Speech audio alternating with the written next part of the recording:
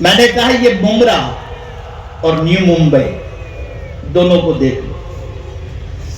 دونوں کا وجود عمل میں آیا ہے، کوئی زیادہ فاصلہ نہیں ہے۔ جب نیو ممبئی بنا اسی کے قریب قریب ممرا اور کوسا بنا، یا ممرا یا کوسا بنا اس کے بعد نیو ممبئی بنا۔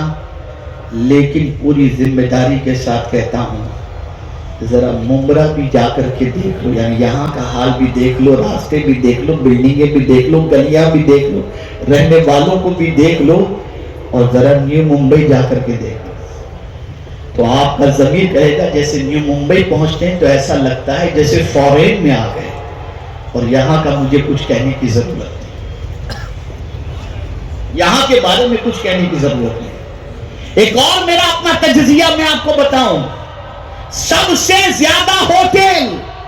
اگر کسی علاقے میں نظر آئیں گی تو وہ مسلم علاقہ، اور صرف ہوٹل ہی نہیں، سب سے زیادہ کیمسٹ بھی آپ کو مسلم محلے میں نظر آئے، اور سب سے زیادہ ڈاکٹر بھی آپ کو، اور ڈسپینسری بھی اور کلینک بھی آپ کو مسلم محلے میں نظر آئے گی۔ ایک دور تھا ہمارے علاقوں کا کہ ہمارے علاقوں میں لائبریریاں نظر آتی تھی،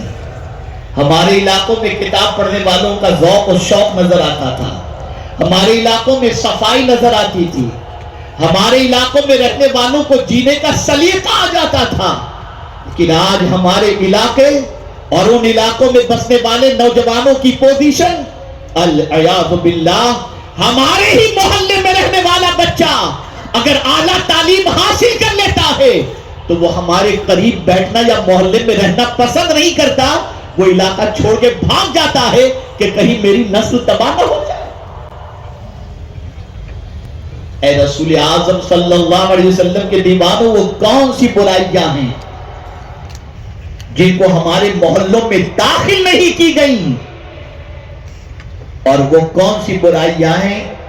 جن کو داخل کی گئی اور وہ برائیوں کو مسلمانوں نے قبول نہ کیا ہو۔ ہمیں کیا قبول کرنا چاہیے تھا؟ کبھی خیال ہے آپ کو؟ کبھی قرآن کی روشنی میں سمجھنے کی کوشش کی آپ نے؟ ہمیں کیا قبول کرنا چاہیے؟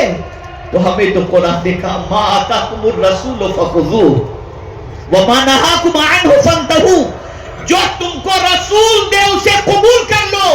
اور جس سے منع کرے اس سے رک جاؤ۔ حضور جس سے روکتے ہیں ہم وہ کرتے نظر آتے ہیں، اور جو کچھ حضور نے دیا اسے قبول کرنے کے لیے مسلمان تیار ہے۔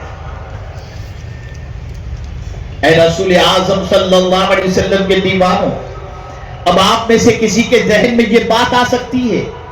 کہ میں نے جوانی برائیوں میں گزار دی، میں نے اس وقت توجہ نہیں دی، میں نے اپنی جوانی کو خراب کر دی، میں غلط راستے کا مسافر ہو گیا، اور میں نے میرے دامن پر گناہوں کے بہت سارے دھبے لگ گئے۔ تو اب آئیے میں آپ کو بتاؤں، جوان ہو نا، جوان ہو اور ہو بھی گنہگار، جوان بھی ہو اور ہو بھی گنہگار،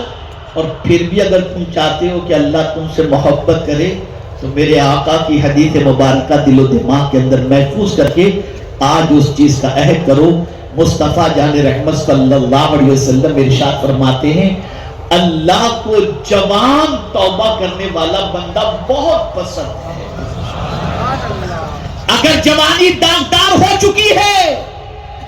اور پھر بھی تم چاہتے ہو کہ اللہ تم سے محبت کرے تو آج کے اس پرور سنی اجتماع میں اپنی برائیوں سے رشتہ توڑو، چاہے نوجوان لڑکا ہو یا نوجوان لڑکی ہو۔ اگر جوانی داغدار ہو چکی ہے تو گھبراؤ نہیں، ہو چکا جو ہونا تھا، اب بھی میرے کریم نے دروازہ کھولے رکھا ہے، توبہ کا دروازہ کھلا ہوا ہے، اور جب کوئی پلٹتا ہے اپنے رب کی طرف تو میرا مولا اس سے بڑی محبت فرماتا ہے، آ جاؤ اس کی طرف، آئندہ گناہ نہ کرنے کے عہد سے آ جاؤ، معاشرے کو پاکیزہ معاشرہ بنانے کی غرض سے آ جاؤ،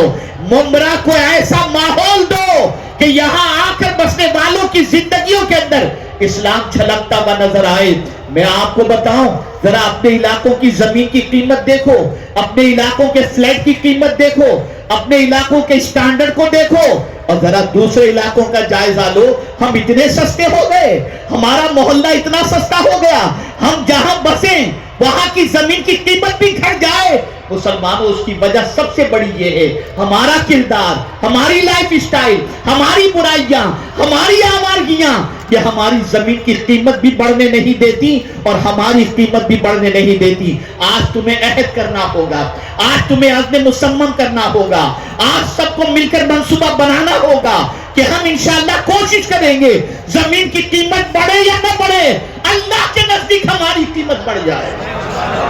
اس کے لیے سب نے کوشش کرنی ہوگی، سب نے محنت کرنی ہوگی۔